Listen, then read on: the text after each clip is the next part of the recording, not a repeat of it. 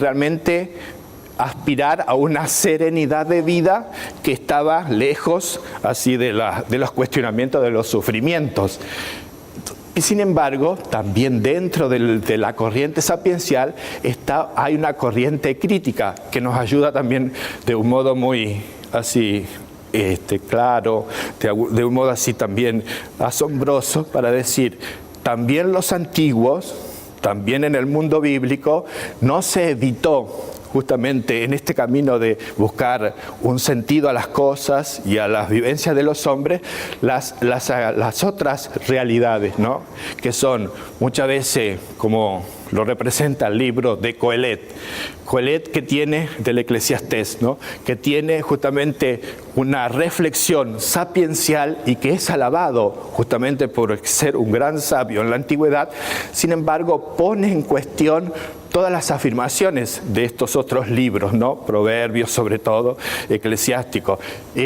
Pone en cuestión diciendo que evidentemente en la vida, es cierto, hay realidades que contradicen lo que uno a veces se ha educado. Uno ha luchado toda la vida justamente por ser sabio, sin embargo, no siempre siendo sabio y justo le está garantizado tener éxito. A veces dice el destino de un justo es como el destino de un malvado que sufre. Y justamente a veces los destinos de los malvados tienen más éxitos de aquel que se preocupó toda la vida por creer. Entonces, el libro del Eclesiástico y su protagonista manifiestan realmente una especie de pesimismo frente a la posibilidad que uno tiene persiguiendo los ideales de la sabiduría y de alcanzar éxito en la vida para realmente poderlo lograr. Sin embargo, digamos, como este sabio es realmente un creyente, se ubica realmente de frente a Dios. Y es muy interesante que el libro del Eclesiastés siempre llama a Dios con un artículo, o sea, el Dios. O sea, el Dios en el cual uno cree nos ha mandado exigencias de vida, como justo y como israelita creo y trato de responder. Sin embargo, este Dios aún así parece alejado, ha dejado andar al mundo en un círculo de tiempo y de vida en el cual lo que uno puede decir es que todas las cosas suceden de un modo circular, se repiten, como él dice, a un año sigue otro, a una estación sigue otra, ¿no? Las cosas que uno dice son nuevas, ya otras generaciones las vivieron como cosas pasadas. Entonces dice, no hay nada nuevo bajo el sol. Y su conclusión es bastante pesimista porque dice, al fin la vida, lo que uno lucha, los esfuerzos de uno terminan en siendo vanidad de vanidades, todo es vanidad. Sin embargo, como es un creyente, deja una pista abierta en el último capítulo, en el capítulo 12, cuando habla a los jóvenes, pero haciéndole pensar en el destino de su ancianidad, dice, acuérdate de tu Creador en los años mozos, en los años jóvenes, porque vendrán justamente un tiempo en el que dirán, estos días no me agradan. Entonces hace una descripción muy linda, muy sugestiva de las penurias que pasa un hombre anciano o un hombre sufriente. Entonces digo, este autor en su pesimismo y relativismo al mirar la realidad de las cosas, sin embargo, deja abierta la posibilidad de que tanto en la vida histórica como en la vida personal de los creyentes, Dios pueda hacer una obra inédita, que esa es la palabra creador que me sugiere justamente como contenido. Crear es una acción propia de Dios que es capaz de hacer algo que nunca se conoció, que nadie lo pudo contar, sino que es justamente algo original y propio de su obra y de su acción. Y el otro libro que hago también una pequeña referencia es el de Job. Job, justamente con este largo libro, es el planteo fundamentalmente si uno puede permanecer justo, íntegro, a lo largo de toda su vida, siendo religiosamente íntegro, con una adhesión a Dios desinteresada. Y entonces, para probar esta tesis, ustedes conocen que el personaje de Job justamente vive peripecias hasta el borde de la muerte y del sufrimiento y expresa realmente una reacción rebelde junto a Dios, hacia Dios, reclamándole que le trate de explicar y de revelar cuál es el sentido de las cosas. El libro de Job, sintetizando, me gusta decir que el libro de Job, de alguna manera, planteando este tema del sufrimiento del justo, tiene, digamos, una cercanía tan así, a veces casi explícita con el Nuevo Testamento, porque de alguna manera nos hace entender que el sufrimiento en la vida de los hombres, las pruebas que uno a veces inesperadamente tiene que cargar, son ocasiones también para, a través de este camino, hacer una experiencia de Dios. Y justamente por eso parece ser la conclusión que dice: antes yo te conocía de oídas, o sea, por la sabiduría aprendida, por los consejos practicados, ¿no? Antes te conocía por la experiencia también de otros que me han enseñado a ser justo e íntegro. Sin embargo, al final de sus días, después que logra que Dios de alguna manera le haga comprender, porque Dios le habla desde la tormenta, dice el texto, le haga comprender y dice: ahora te han visto mis ojos, porque a través de esa lucha y desafío interior también ha logrado hacer una experiencia de la presencia de Dios que sigue siendo misteriosa, pero que da sentido a la realidad que vive y la transforma. Justamente el libro después termina recuperando todo lo perdido. Entonces, resumiendo y como para también decirnos qué tiene que ver esta reflexión de los sabios para nuestra animación bíblica de la pastoral. Entonces, yo reflexiono así. Esta reflexión bíblica de los sabios antiguos realmente nos ayudan, por una parte, a dos cosas frente a la palabra de Dios. Para saber interpretar, para saber actualizar, que esa es una de las tareas más difíciles que nos tocan a todos. Para interpretar, por una parte, la palabra, y para saberla actualizar es necesario de parte nuestra realmente un conocimiento profundo de esta palabra que es nuestra referencia y nuestra identidad. Y este conocimiento profundo de la palabra de Dios pasa por nuestra vida. Pasa justamente por la experiencia, y en ese sentido es la categoría sapiencial que me parecía adecuada para iluminar nuestra tarea. No podemos hacer una animación bíblica de nuestras realidades si de alguna manera no hemos dejado en nosotros penetrar también la experiencia de los otros a la luz de la palabra de Dios, pero que no hemos dejado en nosotros de alguna manera formarnos, ¿no?, mentalmente y vivencialmente según estos criterios que aparecen en la experiencia de otros y que la palabra de Dios nos transmite. Y entonces sí, teniendo esta base de práctica, de vida, de conocimiento, de interioridad de la palabra de Dios concreta, de las Sagradas Escrituras, nos dan después categorías y una apertura para actualizarla frente a las realidades de la gente y las necesidades que encontramos en los otros. El punto lo sintetizaba así yo. Dice, interpretar, une dos puntas: la palabra y la realidad humana concreta, nuestra y de los otros. Si nuestra interpretación es bíblica, necesariamente esa palabra produce y producirá una metanoia, un cambio.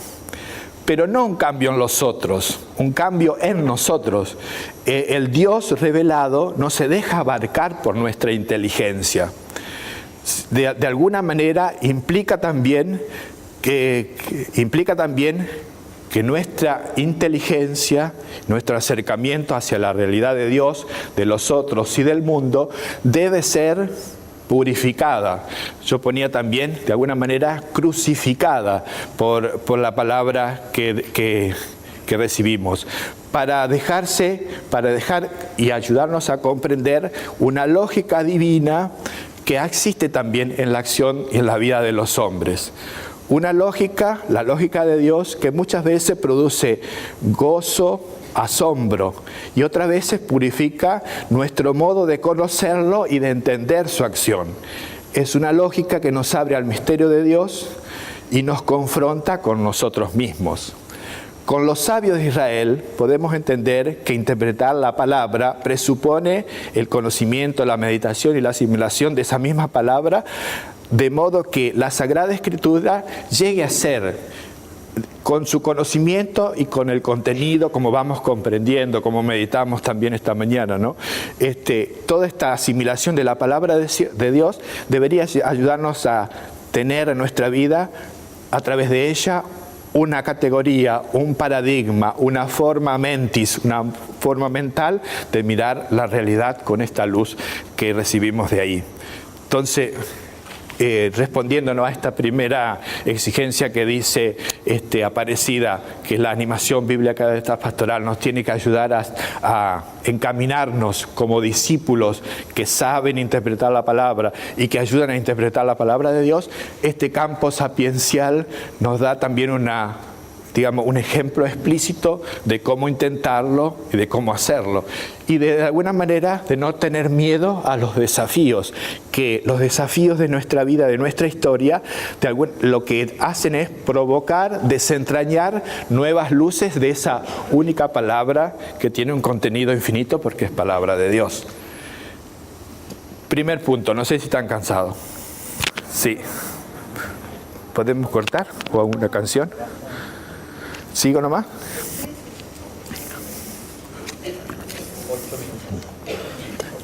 Me faltan 8 minutos. Bueno, voy a ver si resumo, porque también estos dos puntos que siguen me parecen consecuencia de lo que hemos hecho.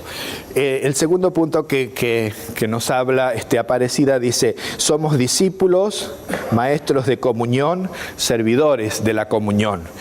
Entonces, siguiendo esta línea de sapiencial, como afirmaba del libro del Eclesiástico, realmente la sabiduría que viene de Dios se concentra en la ley de Moisés, en la palabra de Dios dada a Moisés. La palabra de Dios dada a Moisés, resume la alianza, de un modo explícito, la alianza de Dios con los hombres, la alianza de Dios con Israel. Entonces, cuando hablamos de que tenemos que ayudarnos y formarnos como discípulos en la escuela y ser servidores de comunión, me parecía que a través del mundo sapiencial también nos llega esta categoría de alianza que es bueno repensar. Dios ha querido manifestarse y la Biblia ha elegido como categoría para explicar la relación de Dios con el mundo, de Dios con Israel, de Dios con su pueblo elegido, con la categoría de alianza. Muchas veces esa categoría de alianza, y de modo general, nosotros es así, generalmente la resumimos como una categoría jurídica, porque están expresadas de un modo explícito en los mandamientos que hay que cumplir, y si uno cumple esos mandamientos, permanece dentro de este recinto de la alianza de Dios y de la comunión con Él. Y por ende también la comunión con Dios, y al asumir los compromisos de la alianza, también facilitan y obligan a una comunión con los hermanos según ese criterio. Sin embargo, también la categoría de alianza a lo largo de la Biblia ha ido también siendo repensada, y sobre todo acá hago referencia a los profetas. Y voy directamente, al concepto que me interesa señalar. A mí me parece que uno de los grandes profetas del Antiguo Testamento es Oseas, que si bien es muy poco citado en la liturgia, sin embargo, como contenido de mensaje es inmenso y muy cercano al Nuevo Testamento. ¿Y por qué lo digo esto? Porque en Oseas, ¿se acuerdan que es el matrimonio que tiene el profeta con una mujer dada a la prostitución? Que justamente en los capítulos 1, 2 y 3 cuenta esta historia trágica del matrimonio, primeramente fallido, del profeta con esta mujer. Entonces allí hay toda una simbología, tanto en el matrimonio como también en los hijos que esta mujer le da al profeta, con los cuales, digamos, en esta simbología están los nombres así extraños para nosotros, que Dios le pide al mismo profeta que ponga a los hijos que le ha dado su mujer prostituta. Entonces el primero, ¿se acuerdan? Se llama Lo Israel, ¿no es cierto? El segundo se llama una mujer no compadecida, y el tercero se llama No mi pueblo. Y me detengo en este último. El símbolo que está debajo es justamente la infidelidad de Israel frente a Dios, que es su esposo, una infidelidad manifestada tanto en el culto de los sacerdotes israelitas, que también vivían un sincretismo muy abierto, como también en el aspecto político del reino. Entonces, el compromiso de alianza también abarcaba una coherencia y una fidelidad en estos campos especialmente, ¿no? Culto y política, sobre todo en la reflexión de los profetas. Entonces acá, en el tercer hijo, me parece que hay una clave que también después las traducciones posteriores trataban de interpretar porque tiene un gran contenido. Cuando el Señor le dice a Oseas, dice, ponle el nombre de no mi pueblo, porque ustedes no son más mi pueblo y yo no soy para ustedes el que soy, traduce la Biblia de Jerusalén. Entonces me parece que acá la fórmula es la fórmula de la alianza, ¿no? Yo soy Dios y ustedes son mi pueblo, es la fórmula que sella siempre los pactos. El hijo del profeta simboliza una ruptura de esa alianza, pero lo significativo es que en esta ruptura de relación, según las palabras del profeta, y es el concepto más profundo que me parece que está, en esa ruptura de relación no solo desaparece el pueblo, sino también desaparece yo soy el que soy. O sea que en el concepto de alianza de los profetas está, y sobre todo de Oseas, aparece marcado como Yahvé es Dios de Israel si hay una relación de alianza. Pero si se corta esa alianza, Yahvé deja de ser tal, por decir así. Se puede imaginar puede ser el concepto de un Dios al estilo filosófico. No es que deja de existir, digamos, como tal, así absolutamente, pero es una manera de reflejar que la relación cortada por el pecado de Israel entre Dios y su pueblo también dice referencia a Dios mismo. Él deja de ser Dios en este mundo, con esa identificación y esa revelación que viene a través de Moisés y de los profetas. Esta misma lógica me parece que aparece en otros oráculos de otros profetas, porque cuando Dios se resigna a no castigar a su pueblo por sus pecados, generalmente el argumento aparece: Dios nos castiga a Israel porque castigándolo o haciéndolo desaparecer, Él mismo desaparece de la tierra. Entonces, lo que quiero, afirmar es que el concepto de alianza manifiesta realmente una revelación, una categoría de revelación de Dios que siempre, ya desde el Antiguo Testamento, aparece claro que Dios es Dios porque es un Dios en relación, y en relación con este pueblo que ha elegido. Y lo curioso, ese es el mensaje del profeta Oseas, lo curioso es que este Dios que vive y ha establecido una relación con este pueblo, en el fondo no puede, entre comillas, cortar esa relación porque Él también se afecta, Él también desaparece. Y así es justamente la clave para nosotros cuando hablamos de ser discípulos y posibilitar la comunión. Nosotros estamos enmarcados en esta relación de Dios que ha hecho con Israel y que ha hecho con el nuevo Israel, con la iglesia, con nosotros. Entonces, esta relación de Dios con nosotros está mantenida más allá de la fidelidad o infidelidad de ese pueblo. Lo digo como fundamento en el sentido que la mujer del profeta, que representa a Israel no se convierte. Y también el otro símbolo que aparece en el capítulo 11 del profeta Oseas, que habla de Dios como un padre, de un padre frente a un hijo que es rebelde, que tiene, como dice, querencia a su pecado, que no sale de su pecado. El profeta Oseas lo retrata como que ese castigo que se merece Efraín, sin embargo, lo sufre Dios en su propio corazón y renuncia a condenarlo, renuncia a hacerlo desaparecer, y diciendo, porque yo soy Dios, no un hombre. Entonces Dios mantiene esa fidelidad de alianza, justamente viviendo una relación que va más allá de la fidelidad y la respuesta de aquel que es beneficiario de esa alianza, como fue Israel, como somos nosotros, como es la humanidad. Entonces, si nosotros en la animación bíblica de la pastoral tenemos claros esto, nosotros deberíamos animarnos justamente a copiar este amor magnánimo de Dios, a enseñar este amor magnánimo de Dios, que vence el mal y el pecado por un amor más grande y por una fidelidad a sí mismo, como lo hace Dios. Para nosotros, Jesús se ha hecho alianza y nueva alianza, que nos garantiza la fidelidad. Y entonces, lo que queda es a todos nosotros incluirnos en esta fidelidad del amor de Dios, que su amor es la causa de nuestra transformación. Y su amor es el que golpea para un verdadero arrepentimiento. Y su amor es el que nos vuelve realmente a una actitud agradecida de respuesta.